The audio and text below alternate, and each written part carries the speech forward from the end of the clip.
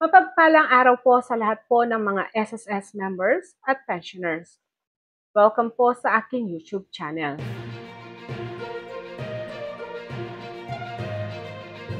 SSS ay nag-post sa kanilang official Facebook page. Basahin po natin ang kanilang post.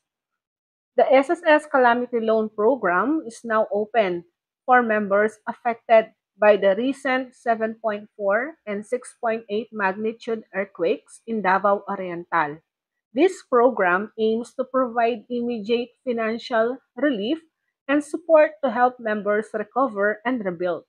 So sa lahat po ng mga naapektuhan sa earthquake po sa Davao Oriental, open na po ang calamity loan para sa inyo. Narito po ang mga lugar na pwedeng mag-loan po ng calamity loan due to the effect of magnitude 7.4 and 6.8 earthquakes in Manay, Davao Oriental.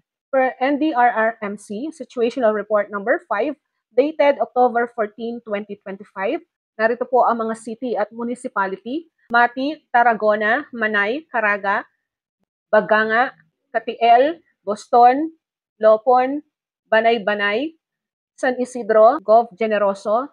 Sa lahat po ng mga nabanggit na lugar, kung kayo po ay nakatira dito o nakareside po, pwede na po kayong kumuha ng calamity loan kay SSS. Kung kayo po ay eligible na makakuha po ng calamity loan, pwede po ninyong basahin ang SSS Circular Number 2025-006.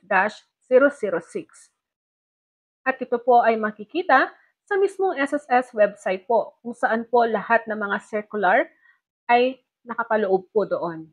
Ito lamang po ang ating information sa ngayong araw na ito. Have a nice day and God bless us all. Ito po ang inyong lingkod, Pro Information Hub.